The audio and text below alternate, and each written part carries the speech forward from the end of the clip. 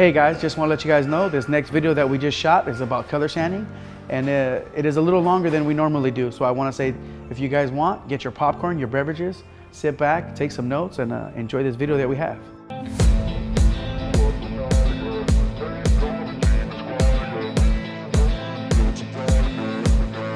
Hey, what's up guys? This is Waxing 24/7.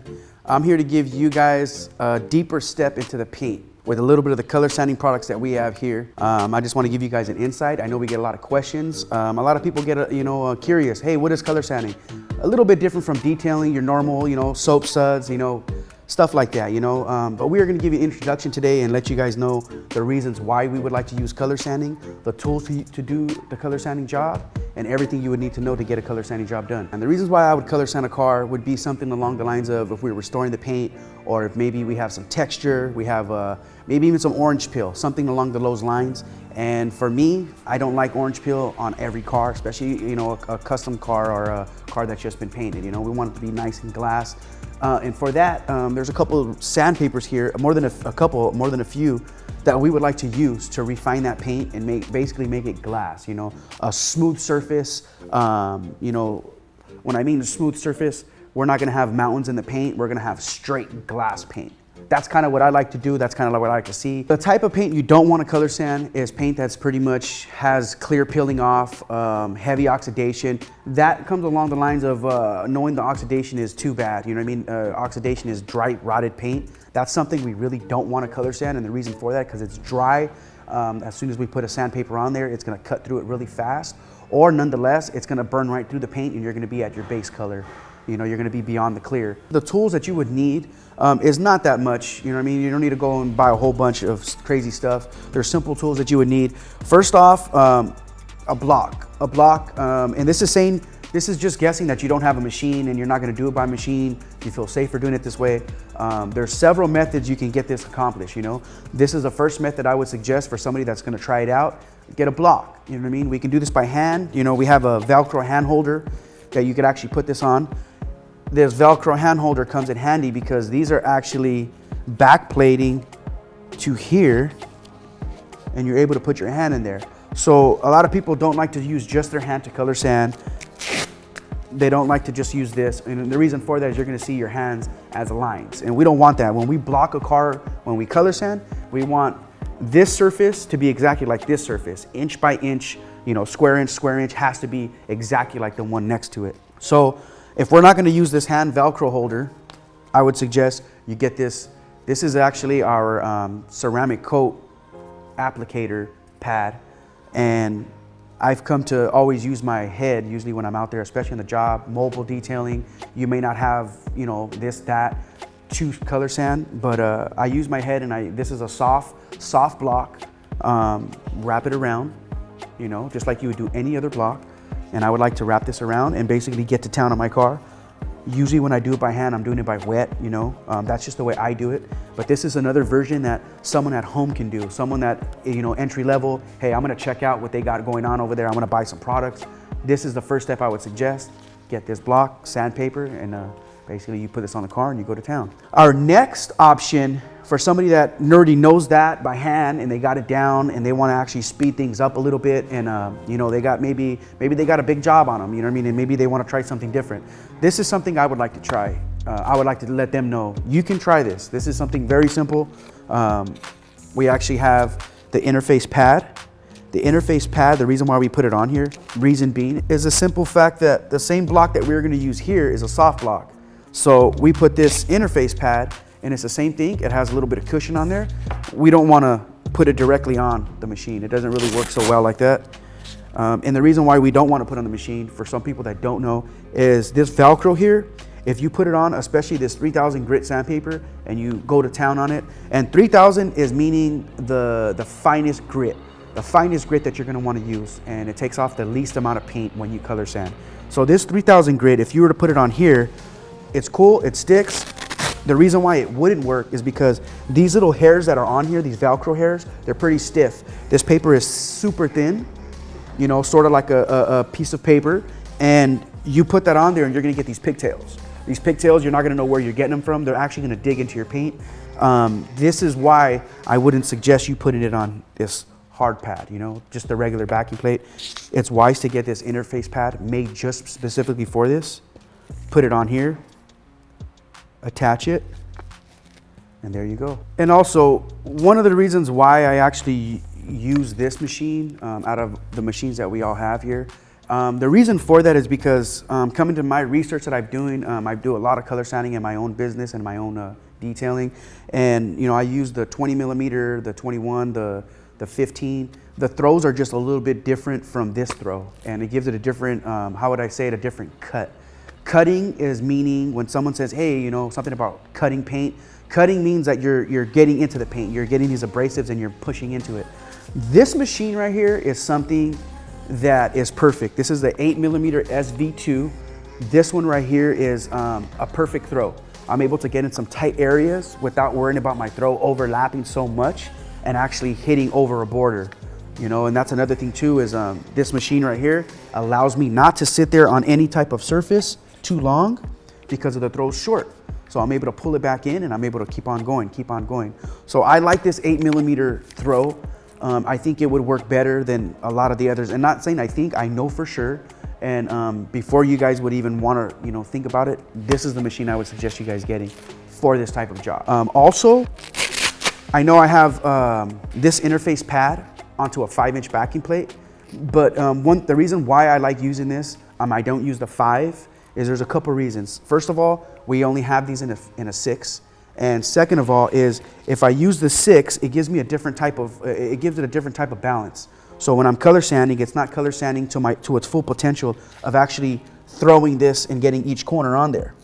So I like using the 6-inch pad, actually the 6-inch interface pad on the 5-inch backing plate with my 6-inch pads.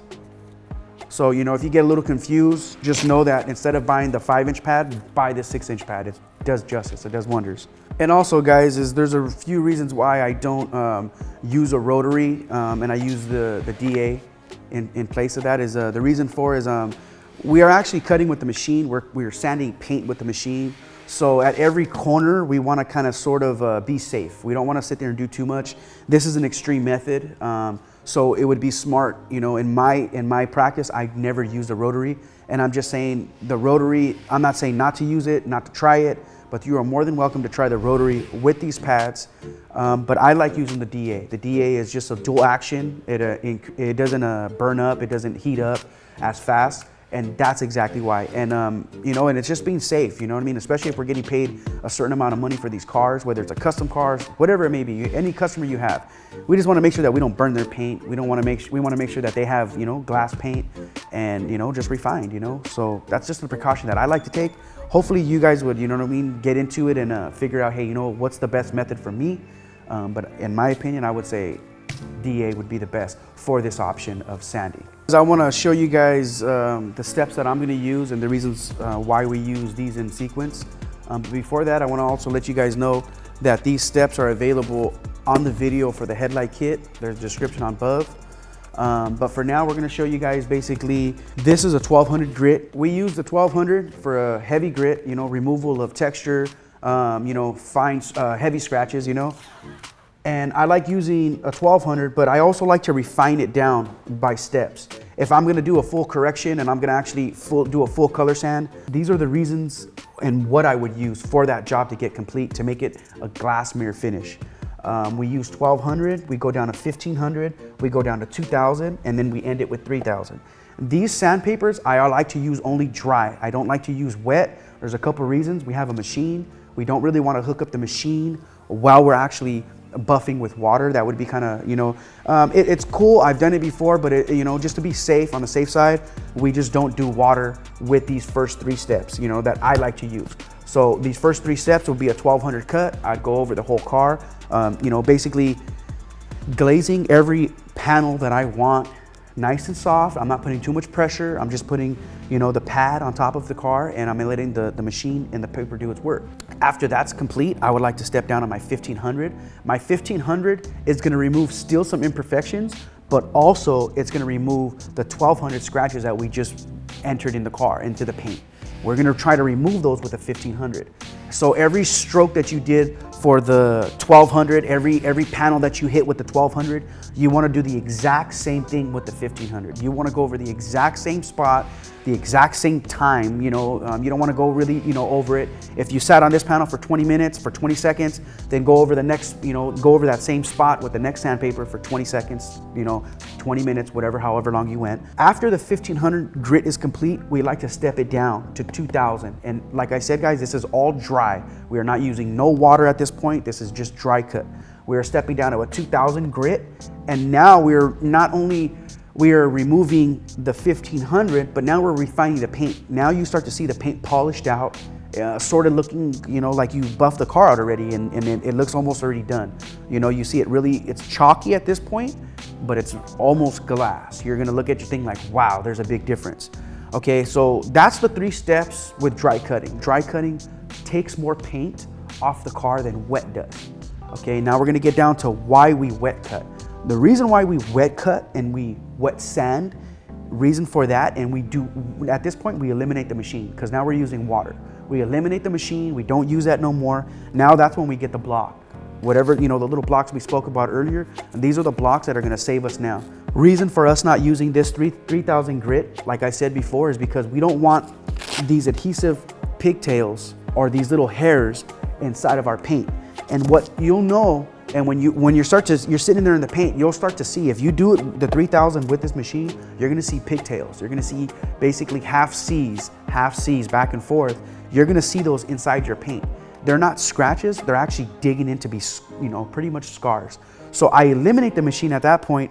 The reason I'm using it with the wet now at this point is so that the scratches that I left with the 1200, the 1500, and the 2000, we're gonna make sure that we take those down fine. We're gonna make sure that this 3000 doesn't bruise up the paint and doesn't leave any dry spots. And when I mean bruise up the paint, it doesn't, how the word is, it's called a dieback. It doesn't have these scratches come back up on you.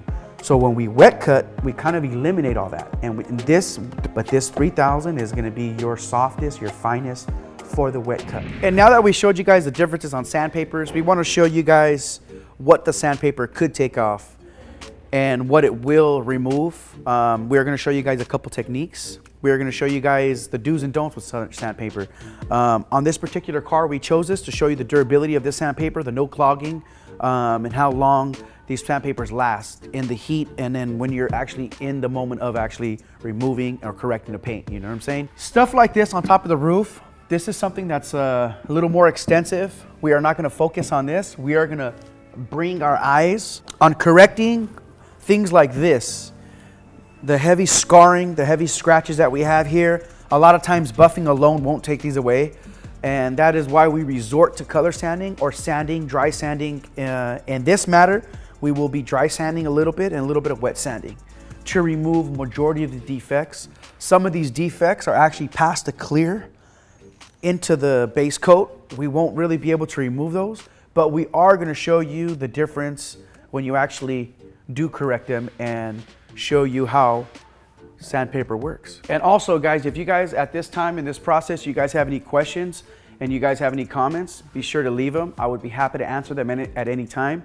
As of now, we're gonna be over here on this hood and we're gonna get started on this color sanding. And now we are here to do this hood. I am actually gonna use my M8S V2. I am also backing this up with my interface pad, soft pad, with my 1200 grit. The reason why I'm using 1200 grit and more of a coarse grit on this hood is because we have this heavy oxidation. There is little stuff like this that we are not really concerned about at this time. We are not expected to take these little dots out, but this oxidation we do want out, and this color that we do have existing and exposed, we do want actually that to pop and look good when we're done polishing. As of now, I'm gonna put it on a speed 3.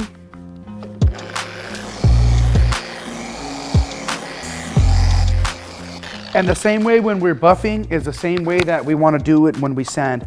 We want to actually do one pass, and when we go to the next area, we want to overlap the same spot that we just touched, at least by 50%, just to ensure that we are sanding cohesively in a straight line, and that we have no, I guess you would say, gaps. You know what I mean? You're going to see gaps, as in you're going to see, you know, a spot that you didn't color sand, and you will notice. I also have this little foam pad under here is to just pick up this hood so I don't get near any of this areas here. I could tape it up, but this is just something a little easier that I like to use. It gives me more of a guide in my head. But nonetheless, we are gonna have this at speed 3 and we're gonna get the count on this.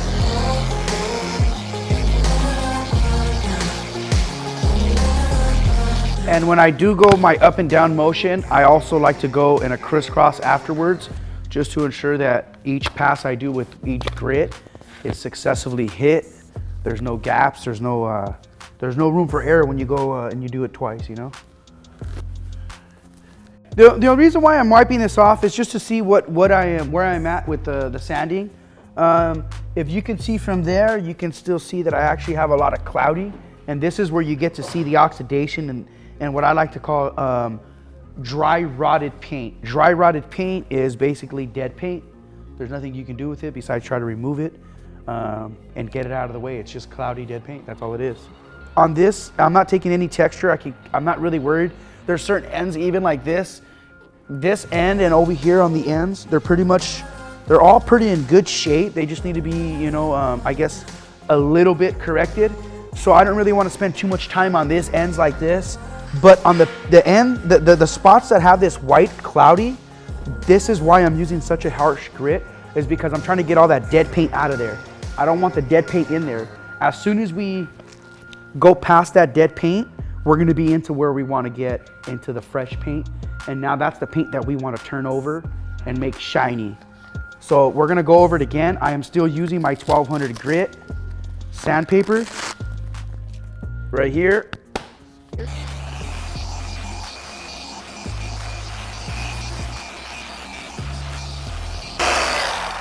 As of now, I am wiping to see the inspection of how much of this cloudy paint we're removing. It's pretty much going well. We're removing it nice and clean. And for that, we are gonna step it up again. You might ask, when do I switch the sandpaper out? Usually I start to switch the sandpaper out. There's 2 ways I do it, is when the sandpaper stops cutting or when I'm done with the panel. I usually get 1 sandpaper per panel. Usually with this, I would like to consider this as a 2-panel product right here, or a 2-panel hood. And I'm using these 2 pieces, a 1200 for this side and a 1200 for this side. So this would be basically 2 panels considering. I know it's 1, but that's how I want to keep my sandpaper fresh, is I like to, on every either half panel like this, I would change this out, or when it stops to cut. If I need to cut this whole panel, and it's not cutting correctly, or I'm not getting the same clarity as the other side, I'll change it out then, and then that's how I know, hey, you know what, it needs to be fresh, you know, product or fresh pad at this point.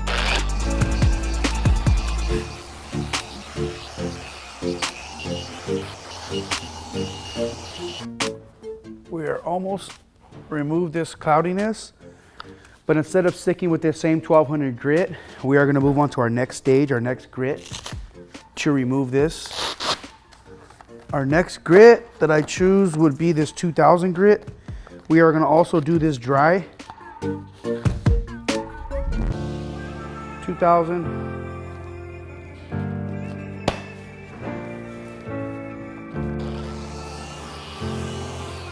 The same process as a 1200. We're gonna, any step that we did, we are gonna go over it with this sandpaper, with this grit, to remove any of those sand grits from the previous grit that we used.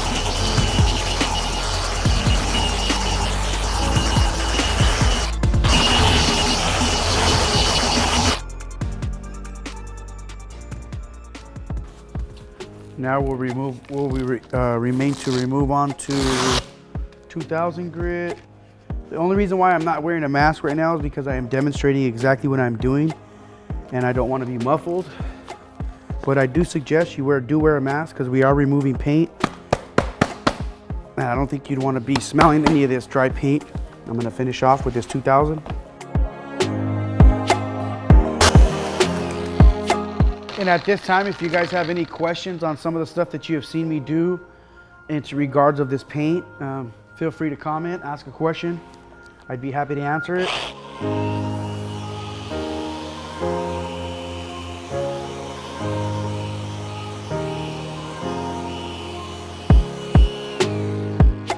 And it depends on how bad your paint is to how much texture or how much you're trying to remove, how much defects you're trying to remove.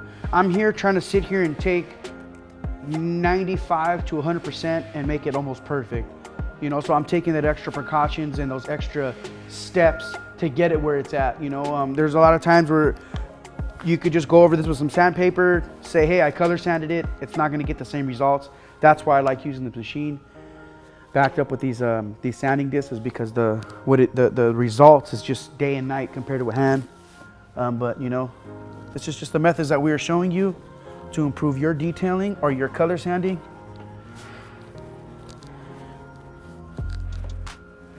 We have pretty much removed almost all this oxidation. I still do have a little bit here, but what we are gonna do, we are gonna continue and move on and show you what it looks like with what we've done so far. Now we are actually starting with our wet cut, 3000 grit. I don't know if I've said it before, but I personally love to wet cut after I dry cut. The reason for that is because this wet cut removes any of the harsh dry sanding marks. And right here, we are gonna do the same steps that we did before, except we are going by hand.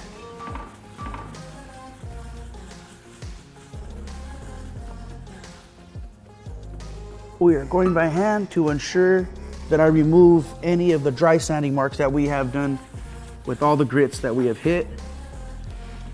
Usually this 3000 is what people use for headlights, usually on a soft correction. You're just removing oxidation. This is paint. This will take a little more than a 3000 cut to remove. As why we use 1200 and 2000. We actually, the reason why we skipped the 1500 and we didn't use a 1500 is because we want to ensure that we still have paint left after when we are buffing the car out. You know, buffing this surface out, we want to ensure, hey, you know, we still have clear. We're able to put product on the pad and we're able to sit there and, you know, rub out any of these scratches or any of this sanding marks that we are leaving here. Wet sanding is probably the most crucial when you do sanding. This is the finalizing. This is my finalizing. With any paint, you can smell the paint, but this paint is a certain dead paint and you can smell how dead this paint is. It smells like an eraser. And when we do color sand with the block or any type of color sanding besides the machine, we don't want to go in a circular motion. We want to go in a back and forth. If you want to decide not to sand, you know what, I think I did a good job already. I'm going to stop sanding it. You can't do that because you will see those scratches when you do decide to polish. You will see a glass image with the 3000 and then you're going to see, you know, some haze, some little light scratches. Now we're just removing this water. We want to see how far we went, where we are at.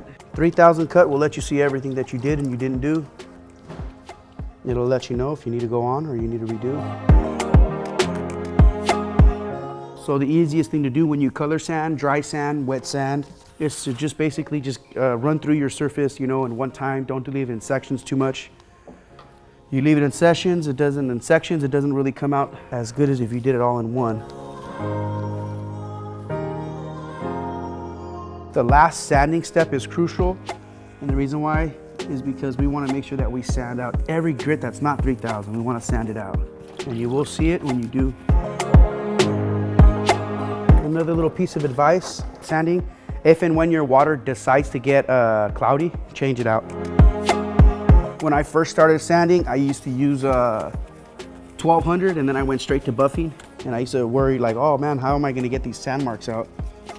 And then I realized that there's finer grits to remove those sand marks so that you're able to hit with the compound a little easier and you won't have that problem of seeing sand marks. That's another reason why we do sand with the wet or even with the finer grit.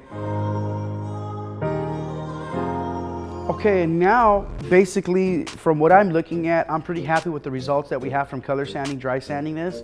I would like to move on to my polishing stage. From what I'm seeing here, I'm seeing everything glowing, everything looks scratched up. We have the shine that we want. I can see the shine from the lights that we have up above. And now that when we start to hit it with the compound and the wool pads or the foam pads, then we're gonna actually see the color revive. You know, we're gonna see the color that we wanted. A lot of those scratches and those scarrings that would look like they were bad, they're pretty much removed. And now the next step would be to polish. We do it with the compound and we hit it a little bit aggressively. And then we'll show you guys how we do it and take a little ride with us.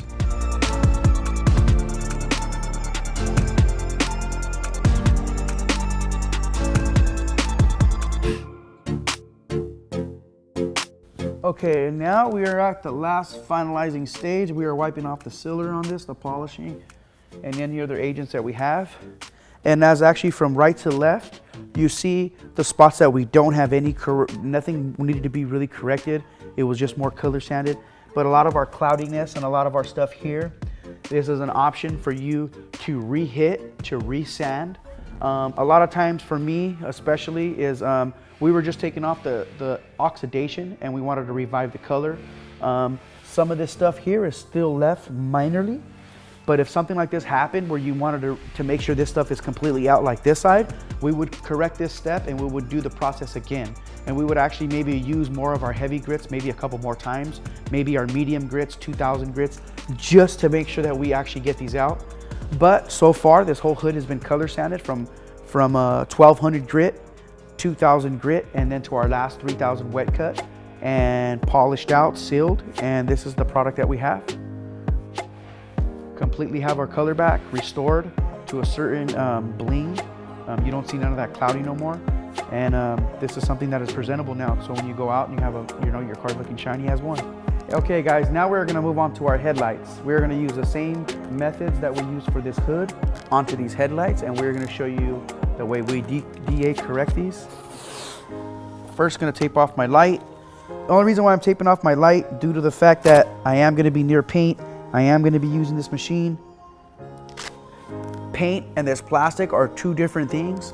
You could sit here and be looking at this and doing a good job and not looking at your buffer, and you could be tearing some paint up. So we're gonna take the initiative to actually make sure that we are somewhat taped up and ready.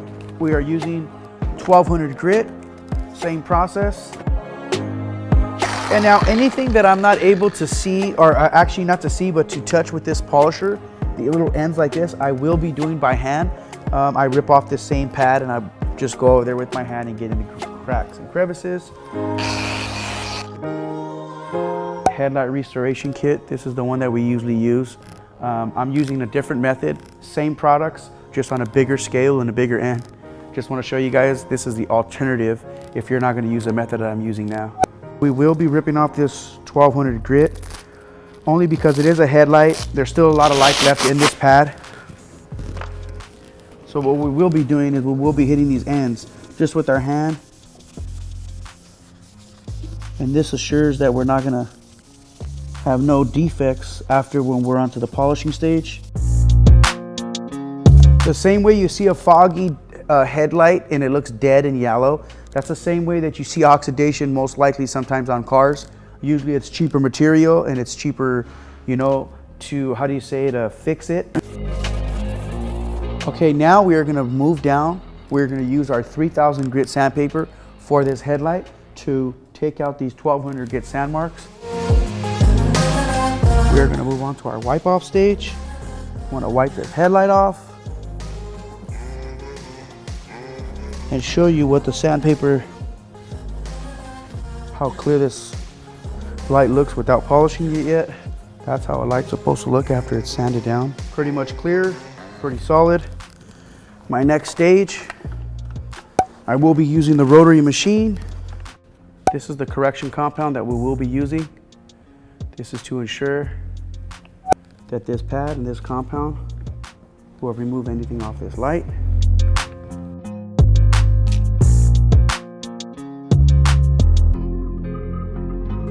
Now we are going to show you how this exactly came out versus how it came in. Okay, now that we have demonstrated how we did the front, the headlights and the front hood, we are going to move back and we are going to show some of the procedures that we would do on this rear deck. We are gonna remove not any orange peel or not any oxidation like we did in the front, but more or less we are gonna move as many of these deep scratches and scarring that we have and try to eliminate the scarring into like minor scratches. This is gonna pretty much be a nice corrected surface by the time we are done with it. Just take a little ride with us and see the steps that we use on this back rear deck lid.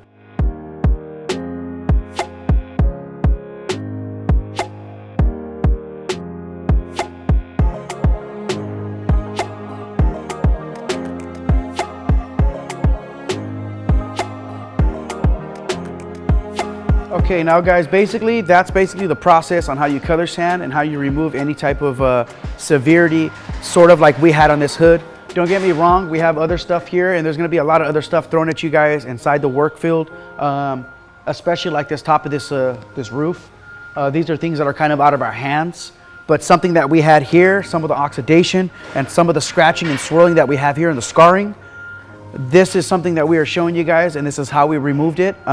All the products that you guys seen, you can get on MaxshineUSA.com for ordering. And if you guys have any comments, if you guys have any questions, please comment, like, or subscribe. And we want to say thank you guys. Thank you guys for your time. And we want to say we'll see you guys on the next round of episodes.